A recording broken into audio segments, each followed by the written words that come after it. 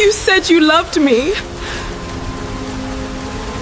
Just go away, Ruth. It's over. I saw you. Ruth, wait, I can explain. There's nothing to explain. Please, just listen. You said you loved me. The night Ruth returned home in the rain. Her key Just go didn't away, work Ruth. anymore. It's The lights over. were on inside. There was laughter she didn't recognize. She knocked. The door opened, and her husband stood there with another woman, pregnant. He looked Ruth dead in the eyes and said, "I have done my duty. I need a son." Behind him, stacked against the wall where the rain hadn't reached, her bags, already packed. He had changed the lock before she even knocked. This is the story of what happened to the man who threw away his wife and daughters chasing a son, and what those daughters did with the life he handed back to them. The night Ruth returned home in the rain, her key didn't work anymore. She stood there on the doorstep of the apartment she had cleaned, cooked in, cried in, and called home for 7 years. The rain was coming down in sheets, the kind that soaks through your coat before you've taken 3 steps outside. She had been traveling for 2 days, a conference in Busan, her first professional trip since having the girls. She had been proud of that. She had called Min-ho from the hotel lobby the night before, excited, talking fast, telling him she'd be home early. He had said very little. She thought he was tired. She tried the key again, twisted it left, then right, the way you sometimes have to coax an old lock. Nothing. The lock didn't click. It didn't resist. It simply rejected her, the way a body rejects something foreign. She stepped back and looked up at the window of their 3rd-floor apartment. The lights were on. She could see the warm orange glow through the curtains. She had chosen herself, pale linen from a market in Mapo. She had carried them home on the subway, proud of how Korean she was learning to be. There was laughter coming from inside. Not her daughter's laughter. They were at her mother-in-law's for the week. This was different. A woman's laughter. Light and easy, like someone who had never once carried a heavy thing. Ruth pressed her palm flat against the door. She told herself there was an explanation. A friend visiting, a cousin, a neighbor. Min-ho was sociable. He knew people. There was always an explanation. She knocked. The laughter stopped. Footsteps crossed the floor. She recognized his walk, that slightly heavy left foot, like he never fully trusted the ground. The door opened, and there he was. Min-ho, her husband, in the doorway of their apartment, wearing a gray t-shirt she had folded and put away herself last Tuesday. He looked at her the way you look at someone you were not expecting. Not surprised exactly, more like resigned, like a man who had been rehearsing something and was now being asked to perform before he was ready. "Ruth," he said, just her name, nothing else. "Welcome to Afro-Korean TV Stories, the place for dramatic, emotional, and heart-touching stories you'll love. If you're new here, hit the subscribe button and turn on notifications. Like and subscribe because you don't want to miss any part of this intense story. Now sit tight and let's begin." She looked past him. The woman was standing near the kitchen counter, the same counter where Ruth had taught herself to make kimchi jjigae because Min-ho's mother said Nigerian food had no depth. The woman was young, maybe 26, 27, pretty in a clean, uncomplicated way, and she was wearing one of Ruth's cardigans, a burgundy one, cashmere, a gift from her own mother back in Lagos. And she was pregnant, not a little pregnant, visibly, unmistakably, several months pregnant. The world did something strange then. It didn't collapse dramatically the way people describe heartbreak in films. It went very quiet. The rain kept falling. A car passed on the street below. Somewhere down the hall, a neighbor's television murmured. Everything continued. Everything except the version of Ruth's life she had believed in that morning. "What is this?" she said. Her voice came out steadier than she expected. Min-ho exhaled slowly. He had the look of a man who had made a decision a long time ago, and was only now tired of carrying it alone. "Come inside," he said. "I'll explain." "Explain from here," she said. He rubbed the back of his neck. "I wasn't going to do it like this." "Like what?" she said. "Like this? What does that mean? Minho, who is she?"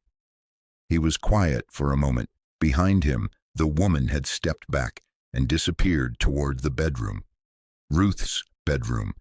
The room where she had labored through 3 pregnancies, where she had prayed through 2 miscarriages before those pregnancies, where she had whispered to Minho in the dark during their first year, learning each other's fears, and he had told her, she remembered this clearly, he had told her, "I will choose you no matter what." She had believed him. She had staked 7 years on that sentence. "I have done my duty, Ruth," Minho said finally. The words came out flat, practiced. "I have been a good husband. I have provided. But I need a son. My family needs a son. You've given me daughters. I've given you 3 daughters," she said. "Yes," he said, and the way he said it made it sound like a burden. 3 daughters you held at the hospital. 3 daughters whose names you chose." Her voice cracked on that last word, and she hated herself for it. She pressed her teeth together. She would not cry on this doorstep. She would not. "This is not about them," he said. "This is entirely about them," she said. He looked away from her then, out toward the stairwell wall, like the answer to something was written there. "She's carrying my son," he said. "We confirmed it. A boy. My mother. Ruth, you know how my mother is. This isn't something I can explain in one conversation." "So don't explain," she said. "Just tell me the truth. Right now. Are you leaving me?" He didn't answer immediately, and in that pause Ruth understood something that no amount of words could have told her. She turned her eyes downward, and that's when she noticed the bags, 3 of them, stacked to the left of the doorway, just outside, tucked against the wall where the rain hadn't reached. Her bags, her green suitcase with the broken wheels she'd been meaning to fix, her leather bag from her mother, a plastic storage box with her books and her creams, and her small stack of journals she had kept since university.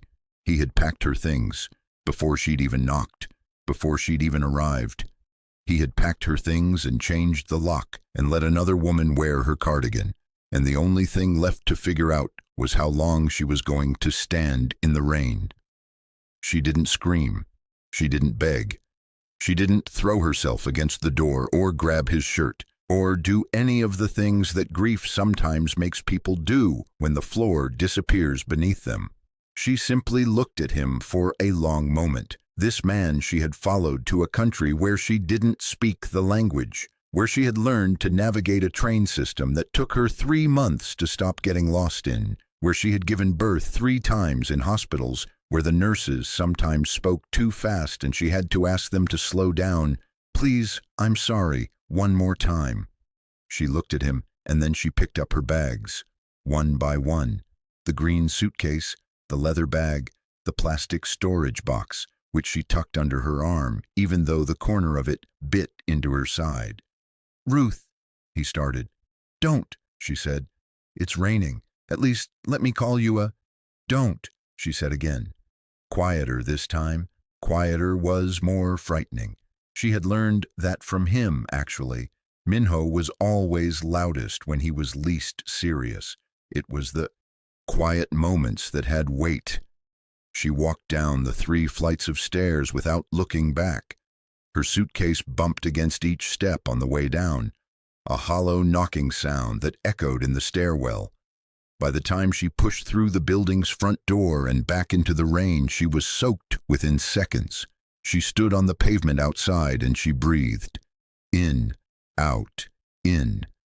The rain ran down her face and she let it, because if she was crying, and she was, she knew she was, then at least no one could tell. She had 40,000 Korean won in her purse. Her phone was at 11% battery. She knew one person in Seoul who was not connected to Minho or his family, a Nigerian woman named Adaz, who worked at a cultural center in Itaewon and had befriended her at a community gathering 2 years before. They were not close. They had shared meals a handful of times, exchanged numbers, sent each other voice notes on holidays, but Ruth had no one else. She called her. Adaz picked up on the third ring, half asleep, confused. Ruth spoke as calmly as she could. She explained in 3 sentences. There was a pause, and then Adaz said, "Tell me where you are. Don't move." She came in 30 minutes. She arrived in a yellow raincoat, said nothing when she saw the bags, said nothing when she saw Ruth's face, just opened the boot of the taxi and helped load everything in. It wasn't until they were inside, the taxi moving through the wet Seoul streets, that Adaz reached over and held Ruth's hand. No words, just that. And that was when Ruth finally let herself fall apart, quietly pressed against the taxi window, watching the city lights blur in the rain, coming undone in a way she would never fully let her daughters see. She stayed with Adaz for 3 weeks. In that time, Minho called twice. The first call, she didn't answer. The second call, she answered, and he told her that he wanted to handle things properly, which was a phrase that meant he wanted a clean exit with minimal disruption to himself. He mentioned divorce. He mentioned the girls. He said he would ensure they were provided for, in the tone of a businessman closing a transaction. Ruth listened to all of it without speaking. Then she said, "I'll have a lawyer contact you," and she hung up. She didn't have a lawyer. She barely had a plan. But she had said it with such steadiness that she needed a moment afterward to remind herself of her own reality. She was 34 years old. She was in South Korea. She had 3 daughters, Amaka, who was 6, Zara, who was 4, and little Chisholm, who had just turned 2. They were still at her mother-in-law's, a woman named Park Soon-yi, who had never once in 7 years called Ruth by her name, who referred to her always as the wife or the foreign one, and who had spent the better part of those 7 years leaving articles on the kitchen table about the importance of sons in Korean lineage, as though Ruth's womb were a policy she could lobby to change. She went to collect her daughters on a Tuesday morning. Park Soon-yi opened the door in a silk house robe, her silver hair pinned back, her face arranged into an expression that Ruth had come to recognize. A kind of formal coldness, polite on the surface, hollow underneath. She looked at Ruth for a moment and then said, in Korean, "I thought Minho would come." "Minho is busy," Ruth said, in Korean. Her Korean was not perfect, but it was functional, and it was honest, and she had earned every word of it. Soon-yi tilted her head slightly. "You know," she said, still in Korean, switching to English only when she wanted Ruth to feel the full force of what she was saying. "I always told him, I said, Minho, it is not that she is bad, it is that she is not right. You understand? Not bad, just not right." "My daughters," Ruth said. "They are my grandchildren," Soon-yi said. "They are my daughters," Ruth said, "and I'm taking them today." Welcome back, besties. This is Afro-Korean TV Stories. And honey, buckle up, because this story is about to take you on a ride you'll never forget. If you're ready for danger, obsession, and a love story that'll have your heart racing, you're exactly where you need to be. Drop that like, share with your girls, and subscribe because, trust me, you need to see what happens next. And yes, kindly tell me where you are watching from. Something shifted in the older woman's face. Not softness. She didn't have softness in her, not for Ruth, but something like recalibration. She stepped aside. Ruth walked in, and from the back of the apartment she heard Amaka's voice. Then the scrambling sound of small feet. And then Amaka appeared in the hallway and stopped when she saw her mother. 6 years old, with Minho's eyes and Ruth's wide forehead, and a gap between her front teeth that Ruth had kissed 1,000 times. "Mommy?" she said. "Hi, baby," Ruth said. Amaka ran to her. Zara came seconds later. Ruth crouched down and held them both, one arm around each, her chin pressed to the top of Amaka's head, and she breathed them in. Behind them, Sun-Yi had picked up little Chisholm, who was reaching toward Ruth with both arms, making the urgent, inarticulate sounds of a 2-year-old who wants her mother and cannot yet say exactly why. Ruth took her from Sun-Yi's arms. Sun-Yi let her go without a fight. But as Ruth was gathering the girls' bags, the older woman spoke one more time from the doorway of the sitting room, quietly, almost to herself. "Maybe it is her blood," she said. 3 daughters, no son. Maybe it is just her blood. Ruth stopped. She stood very still for a moment, Chisholm on her hip, the weight of her daughters around her. She thought of 7 years. She thought of the miscarriages. She thought of the nights she had prayed in the dark, alone, in a language she wasn't sure God spoke in this part of the world. She thought of the cardigan, the packed bags, the rain. Then she turned around. "Mrs. Park," she said, "your son made his choice, and I'm making mine. These girls are mine. Watch what I do with them." She walked out. The door closed behind her, and somewhere inside the apartment, she heard Sun-Yi say something in Korean she couldn't fully make out. It sounded like a dismissal. It sounded like the last word of a woman who believed she had already won. She hadn't won anything yet. The first year was the kind of hard that doesn't announce itself dramatically. It didn't arrive all at once like a storm. It came slowly, in layers, the way cold gets into a building with bad insulation. You don't notice it until you're already shivering and you can't remember when the warmth left. Ruth had options, technically. She could go back to Nigeria. Her mother had called every day for the first 2 weeks after she found out, alternating between fury at Minho and gentle pressure on Ruth to come home. "You have people here," her mother said. "You don't have to do this alone in somebody else's country." And Ruth had sat with that offer, turned it over in her hands, felt the weight of it. Going home was possible. Going home was safe. But Amaka was in school here, a good school, the kind that had taken Ruth months of research and 2 rounds of applications to get her into. Amaka had friends here, a teacher she loved, a routine that had survived the earthquake of her parents' collapse and was still miraculously holding. And Zara had just started at a playgroup 3 mornings a week, and she had finally, after months of separation anxiety so severe that Ruth had sometimes sat outside the classroom door, on the floor so Zara could feel her presence through the wall. She had finally started walking in without crying, and Chisholm was too. Chisholm didn't understand geography yet, but she understood her sisters, and her sisters were here. So Ruth stayed. She found a small apartment in a neighborhood in Mapo-gu, 2 bedrooms, a kitchen so narrow she had to turn sideways to open the oven, a bathroom with a water pressure issue that she fixed herself by watching a YouTube video 3 times. The rent was manageable if she worked. So she worked. She found a job at an international school as a teaching assistant, which paid steadily, if not well. She took on private English tutoring in the evenings, 3 students, then 5, then 8. On weekends, she cleaned offices with a Daisy's cousin's cleaning company.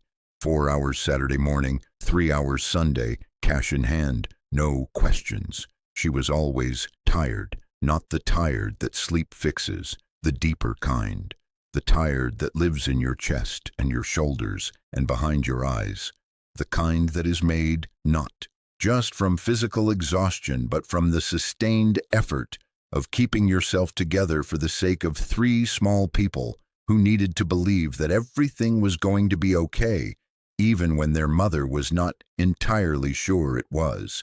She would put the girls to bed at 8:30, Chisholm first, then Zara, then Amaka, who always wanted one more story, one more question, one more reason to keep the light on a little longer.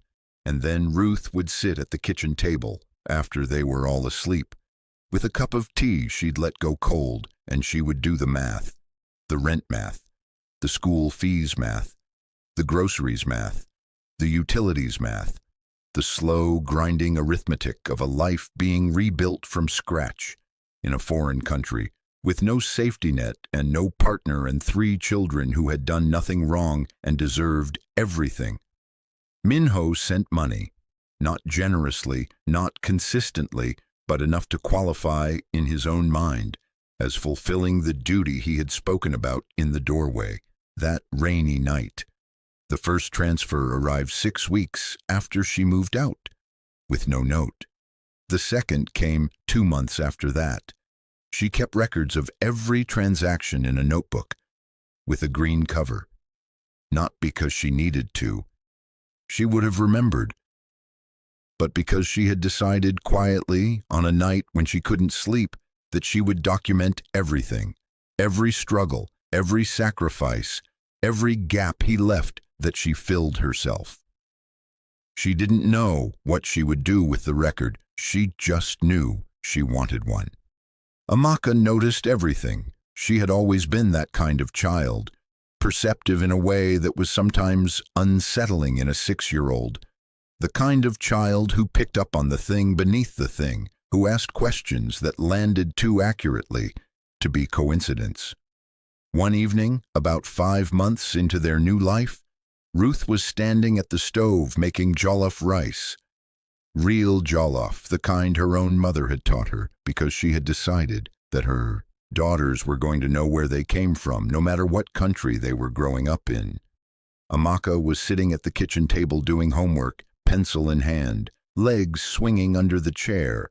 Zara and Chisholm were in the bedroom playing something that involved a great deal of running and falling down dramatically. "Mom," Amaka said, without looking up from her worksheet. Ruth said. "Are we poor now?" Ruth kept her eyes on the pot. She stirred once, slowly. "Why do you ask that?" "Kemi at school said that when parents get divorced, usually one of them becomes poor." Amaka said it the way children state things, without cruelty, without filter, just the raw fact of it, presented for processing. "Kemi's parents are divorced?" Ruth asked. "Yes. Her dad has a big apartment and her mom moved somewhere smaller. Kemi says her mom cries on the phone sometimes." A pause. "Do you cry on the phone?" Ruth put the spoon down. She turned around and she looked at her daughter, this small, serious person with the gap-toothed smile and the Minho eyes and the Ruth forehead, and she thought very carefully about what to say next, because this was one of those moments, the kind that don't feel monumental from the outside but are, in fact, the ones children carry into adulthood, the ones that become the stories they tell about who their mother was. "Come here," Ruth said. Amaka got up from the table and came to her. Ruth crouched down to her level, hands on both of Amaka's shoulders. "We are not poor," she said. "We are building. There's a difference. Poor means no way forward. Building means you're on your way somewhere. Do you understand?" Amaka thought about it. "Where are we going?" she asked. "Somewhere good," Ruth said. "Somewhere we build ourselves." Amaka nodded slowly, in the way children nod when they're deciding to trust you. Then she said, "Okay," and went back to her homework. And Ruth turned back to the stove, and she gripped the edge of the counter for a moment, just for a second, steadying herself the way you steady yourself when the ground moves and you need to make sure you're still standing. She was still standing. The second year was harder in different ways. The exhaustion had settled into something permanent by then. Ruth had stopped expecting rest and started managing without it. She had also started studying, late at night, after the girls were in bed, at the same kitchen table where she did the rent math. She had found a part-time professional development program online in educational administration. It was expensive in time, more than money. It cost her sleep. It cost her the small remaining hours she might have spent doing nothing, which she had once been told was important for the human brain, and which she had decided was a luxury she would return to later. But something else was happening in the second year, something quieter and more important. Her daughters were becoming themselves. Amaka, at 7, had developed a ferocity for reading that astonished her teachers. She read everything: textbooks, fiction, the backs of cereal boxes, the Korean subtitles on the television that Ruth kept on in the background. Her teacher sent home a note that said simply, "Amaka is exceptional.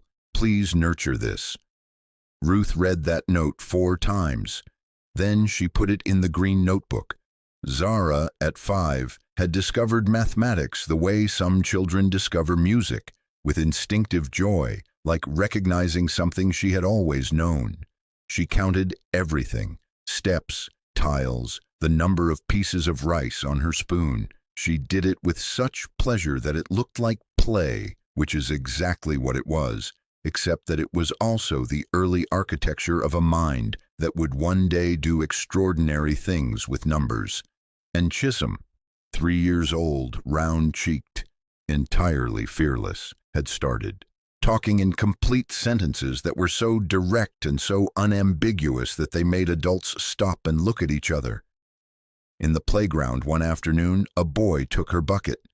Chisholm stood up to her full 3-year-old height, looked him in the eye, and said, in Korean she had picked up entirely from immersion, "That is mine. Give it back." The boy gave it back. Ruth had watched from the bench and felt something fierce and warm move through her chest. These were her daughters, the ones that had been weighed and found wanting, the ones produced by blood that was, apparently, wrong, the ones whose existence had been classified as a failure by a man who had promised to choose her, no matter what. She looked at them, running, reading, counting, commanding playgrounds, and she thought, he has no idea what he walked away from, not yet, but he would. The 3rd year was the year everything shifted, not dramatically, not in the way that makes for a clean before and after moment. It shifted the way a tide shifts, gradually, the waterline moving so slowly you don't notice until you look back and realize you're standing somewhere entirely different from where you started. Ruth finished her professional development program on a Thursday night in November, sitting at the kitchen table at 11:45, the girls long asleep, a cup of tea at her elbow that she had made and forgotten about again. When the final submission went through and the confirmation email arrived, she sat very still for a moment. Then she got up, went to the bedroom doorway, and looked at her daughters sleeping. Amaka and Zara in the bed they shared, Chisholm in the small cot against the wall that she was almost too big for now. She stood there in the dark and she breathed. She had done it. She applied for a coordinator position at the international school 3 weeks later and got it. The salary wasn't remarkable, but it was real, it was stable, and it came with something the tutoring and the office cleaning had never given her. A title, a place, a seat at a table where decisions were made. She took it with both hands. Minho's payments had become increasingly irregular by then. Sometimes they came, sometimes they didn't. She had stopped building her budget around them and started treating them as unexpected additions, pleasant when they arrived, irrelevant when they didn't. This was not bitterness. This was engineering. She had rebuilt her financial life around the assumption that she could only count on herself, and everything else was surplus. It was a painful way to think. It was also the most liberating thing she had ever done. She called her mother every Sunday. Her mother, Mama Neka, was a woman who had raised 4 children largely alone after Ruth's father passed, who had run a fabric business in Lagos for 30 years, who had opinions about everything and delivered them with the cheerful relentlessness of someone who had earned the right. She had never fully accepted Min-ho, not because he was Korean, she always clarified, but because she had looked at him once, at the wedding, and told Ruth privately that he had the eyes of a man who had not yet decided how much he was willing to sacrifice for someone else. Ruth had dismissed that at the time. She thought about it often now. "How are my granddaughters?" Mama Neka asked every Sunday. And every Sunday Ruth gave her the full report. Amaka's reading, Zara's numbers, Chisholm's latest act of small-scale diplomacy or confrontation, depending on the week. And every Sunday, Mama Neka would listen to all of it and then say, with the satisfaction of someone watching a long-held belief be confirmed, "Those girls have something in them. You put it there. Don't let anyone tell you otherwise." "I know, Mama," Ruth would say. "Do you?" Mama Neka would press, because knowing and believing are not the same thing. She was right. They weren't. The moment Ruth moved from knowing to believing came on an ordinary Wednesday. Amaka was 9 by then, and she had been selected to represent her school at a regional reading competition. It was not a massive event. A community center, folding chairs, parents with phones out, a moderator who spoke too close to the microphone. But Amaka stood at that podium in a blue dress Ruth had bought second-hand and altered herself. And she read a passage from a book she had chosen. A passage about a woman crossing water to reach a new shore, which Amaka had selected, she told Ruth afterward, because it sounded like you, Mom. And the room went very quiet, the way rooms go quiet when something true is being said. Amaka won. The moderator handed her a small trophy and a certificate. Amaka held both and looked immediately to the audience, scanning the rows of parents until she found Ruth's face. And when she held up the trophy with both hands and grinned. That gap-toothed grin, the one that still stopped Ruth's heart every time. And Ruth sat in her folding chair and clapped until her palms hurt. In the car on the way home, Zara, who was 7 and mathematically incapable of being outshone without competing, announced that she was going to win something too. "Something bigger," she said with complete seriousness. Chisholm, 4 years old in the back seat, said she was going to win everything. Ruth laughed, a real laugh from her stomach, the kind she had not had easy access to for a while. That night, after the girls were asleep, she opened the green notebook and wrote, "Today, Amaka won. Today, I believed." She underlined it twice.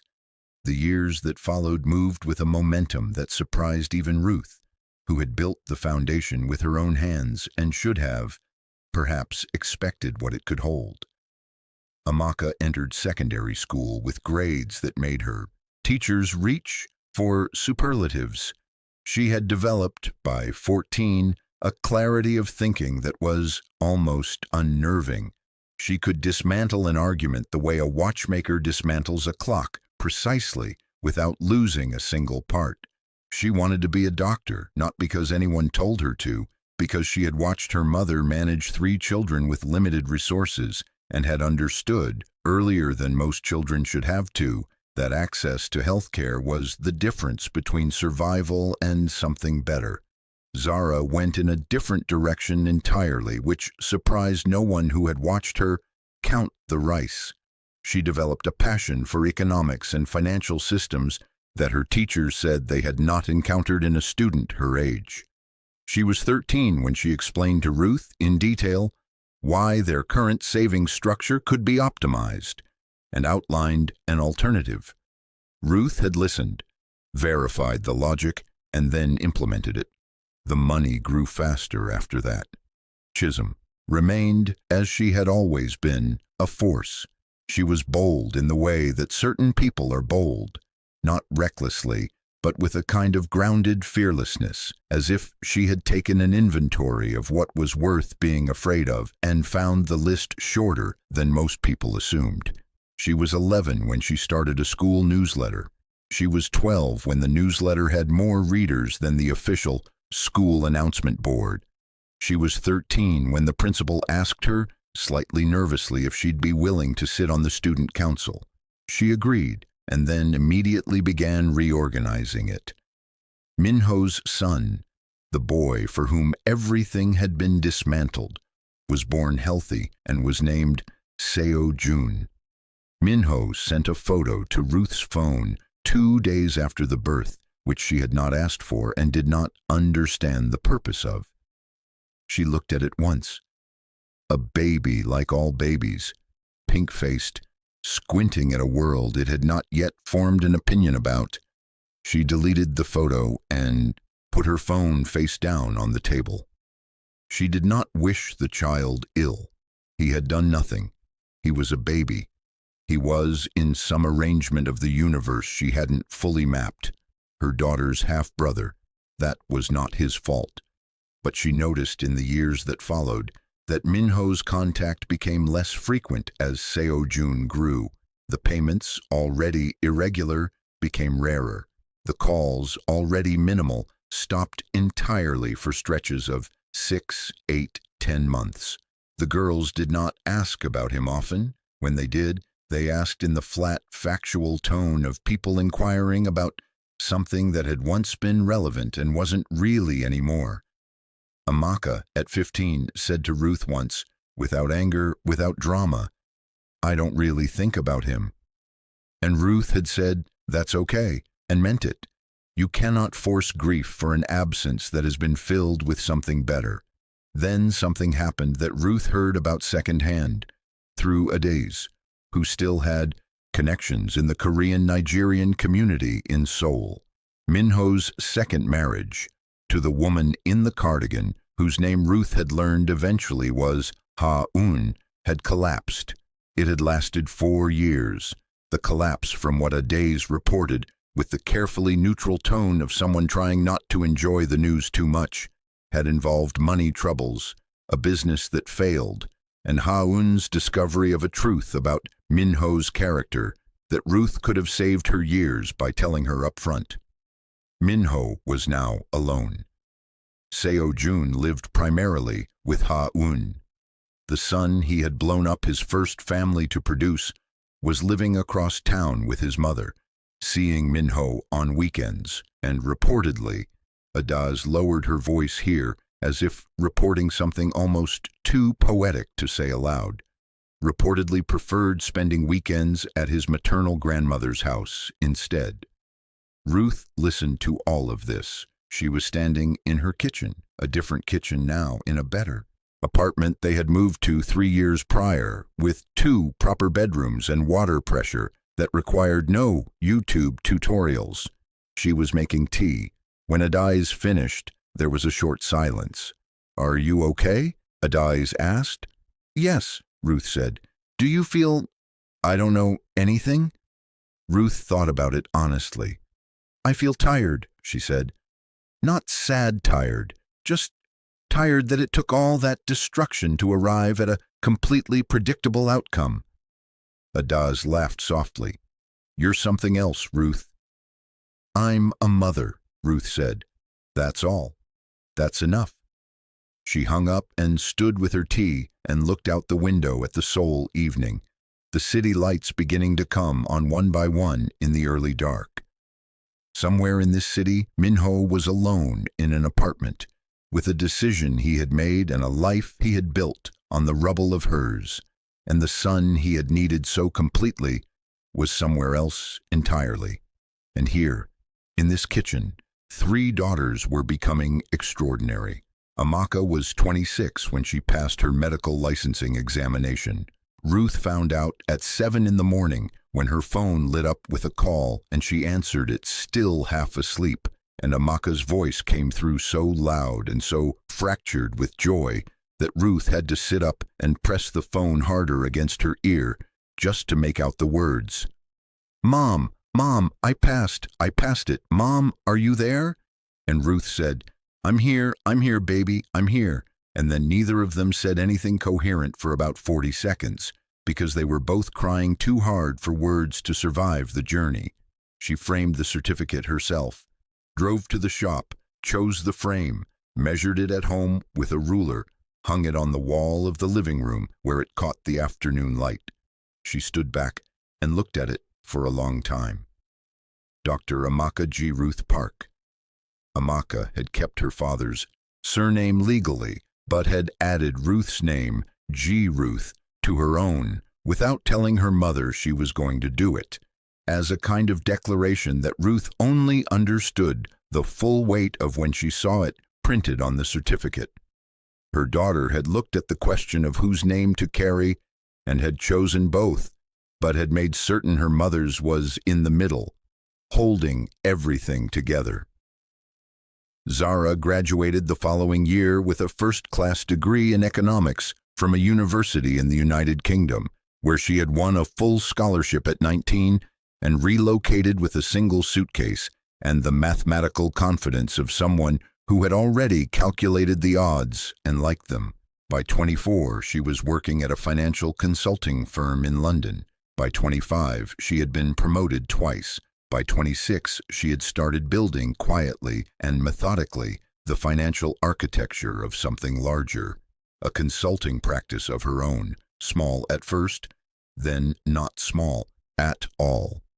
She called Ruth every Thursday at 9 in the evening, Korean time. The calls lasted exactly as long as they needed to and never a minute shorter. Zara was not a person who wasted time, but she was also not a person who rushed her mother. She had learned, somewhere in the geometry of growing up, that these were not contradictions. Chisholm, bold, relentless, 17 going on 40 Chisholm, had by 22 built a media platform that started as a podcast and expanded into something with a real audience, a real team, and real conversations about African women navigating life in Asia.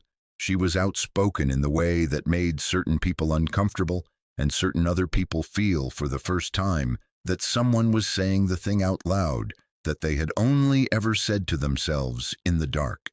She had her mother's steadiness and her own particular brand of fire, and the combination was, as Adaz once put it, genuinely a lot in the best possible way. The youngest, Chisholm, became the one who spoke for all of them, not because the others couldn't speak for themselves, but because Chisholm had the specific gift of turning private truth into public language. She interviewed her mother once for the podcast, and Ruth had agreed only after making Chisholm promise that she would not cry on air. Chisholm had promised. She had cried anyway, about 20 minutes in, which she blamed entirely on Ruth for telling the part of the story about sitting outside Zara's classroom door on the floor. "You sat on the floor," Chisholm had said, off script, pressing her hand to her mouth. "The floor was fine," Ruth said. "It was a clean floor." "Mom, Chisholm, the floor was fine." The episode became the most listened-to thing Chisholm had ever produced. She did not take credit for it. She said publicly that the credit belonged to the woman who had sat on the floor. Ruth was 51 when they built the house. It was Zara's idea, executed with Zara's characteristic precision. She had identified the neighborhood, run the numbers, brought Amaka into the financial structure, looped in Chisholm for the aesthetic decisions, because Chisholm had opinions about space and light that were strong and consistently correct, and then presented the whole plan to Ruth on a Sunday call, with the calm delivery of someone announcing a fait accompli rather than asking a question. "We're building you a house, Mom," Zara said. "Zara, the land is already secured." Zara: "Amaka signed the documents last week. Chisholm has done the interior concept. It's happening." There was a silence. "You should have asked me," Ruth said. "We knew you'd say no," Zara said, "so we're telling you instead." Ruth sat with that for a moment. Then she laughed, the stomach laugh, the real one. "You're exactly like me," she said. "I know," Zara said. "You're welcome." The house took 14 months to build. It was not extravagant in a showy way. It was generous in the way that things are generous when they are built with specific love for a specific person. The kitchen wide enough to cook in properly, the windows positioned to catch morning light, a garden in the back because Ruth had mentioned once, years ago, that she missed having soil to put her hands in. There was a room for each daughter when they visited. There was a study for Ruth with a wall of shelves because she had spent too many years with her books in boxes and on floors and stacked on the edges of tables that were too small. On the wall of the living room in a house built by 4 daughters hung a single framed line. Hand-lettered Chisholm's idea, Amaka's handwriting, "We are not poor, we are building." Ruth had not known they remembered that. She had said it once to Amaka, in a kitchen the size of a corridor, over a pot of jollof rice, on a night when she herself was not entirely sure it was true. She had not known her 6-year-old had carried it all the way to here. She stood in front of it for a long time the first day she moved in. Minho came on a Saturday in October. She didn't know he was coming. There was no call, no message, no warning. She was in the garden when she heard the gate, and she looked up, and there he was. 61 years old, standing at the entrance of the garden her daughters had built, holding his hat in his hands in the particular way that men hold their hats when they've run out of other things to do with themselves. He had aged in the way that certain lives age a person, not just time, but the specific erosion of consequence. His hair was mostly gray. He was thinner than she remembered, and something in the way he stood had changed. The upright carriage was gone, replaced with a slight rounding of the shoulders, the posture of a man who had been carrying something heavy for longer than was good for him. Ruth stood, up from the garden. She brushed the soil from her hands. She looked at him. She did not move toward the gate. "Ruth," he said. She said nothing. "You look," he started. "Why are you here, Minho?" He looked around, slowly, at the house, the garden, the width of everything her daughters had built. She watched him take it in. She watched the mathematics of it move across his face, the slow, private arithmetic of a man calculating what he had left and what he had walked away from and discovering, too late, that those 2 columns did not balance. "I wanted to see you," he said. "You've seen me," she said. He took a breath. He gripped the gate with one hand, not to open it. She had not invited him to open it, but in the way people grip things when they need an anchor. "I've been thinking," he said, "about everything, about what I did, about—" He stopped, started again. "Seo Jun is with his mother, Ha-on and I. It's been over for years. I'm alone, Ruth. I've been alone for a long time." She looked at him. She felt examining her own interior with the same honest precision she had applied to everything else in her life. No particular satisfaction in this, not the triumph she might have once imagined, not anger, just a very clear, very settled recognition of what was in front of her and what it meant. "I made a mistake," he said. His voice cracked slightly on the last word, and she could see the effort it had taken him to say it, the pride it had cost, the years of justification he'd had to dismantle to arrive at this sentence. "I made a mistake, Ruth. I know that. I've known it for a long time. I just—" "No," she said. He blinked. "No," she said again, calmly, from across the garden, her hands still carrying traces of soil. "You didn't make a mistake. A mistake is something that happens when you didn't see clearly. You saw clearly. You made a choice. You chose a woman who wasn't your wife. You packed my bags before I knocked on my own door. You changed the lock." She paused. "Those aren't mistakes, Minho. Those are decisions. And they had consequences. These—" She gestured, a small movement of her hand that took in the house, the garden, the wall of the study visible through the window, the framed line she couldn't see from here but knew was there. "These are also consequences." He was quiet. "I have a good life," she said. My daughters have exceptional lives. We built all of it, every piece of it, without you. And I am not going to apologize for any of it. And I am not going to share any of it. And I am not going to open this gate. Ruth, I suffered to raise my daughters, she said, not to return to the man who abandoned them. The garden was very quiet. A bird moved in the tree at the far end. Traffic murmured somewhere beyond the wall. Minho stood at the gate for a moment longer, and she could see him searching for a different argument, a different angle, some remaining door she had left open. There was none. She had been building this life for 17 years, and she had been thorough. He put his hat back on. He nodded once. Not an agreement, just an acknowledgement.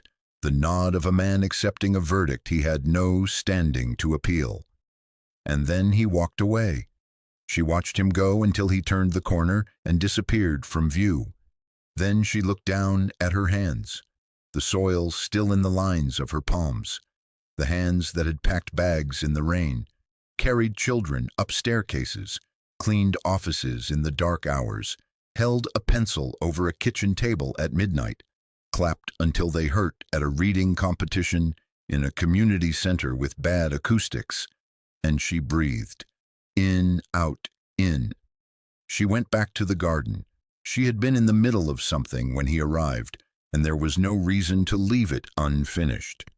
He had gone looking for a son to carry his name into the future. He had sacrificed everything he had for the idea of one. And somewhere across the city, that son was 20 years old and largely indifferent to the sacrifices made in his name, living his own life in his own direction, as young people do, as they should. But the daughters Minho had rejected were a doctor, an economist, a media voice, and a scholar. They were in hospitals and boardrooms and lecture halls and broadcasting studios. They were in 4 countries, building things with their names on them, or rather with their mother's name on them, the name they had chosen to carry, the name they had decided was worth something. He had searched his whole life for a son to carry his name forward. It was the daughters he threw away who built a name the world would remember, and their mother, hands in the soil, son on her back, in the garden of a house her children built. She already knew that. She had known it since the night she picked up her bags in the rain. She had just been waiting for the rest of the world to catch up. If you've made it this far, thank you for watching. And if you want to know how this story ends, subscribe to my channel for part 2, and for more interesting stories on Afro-Korean romance, drop a comment telling me the part that got you thrilled in this story, and don't forget to hit that like button.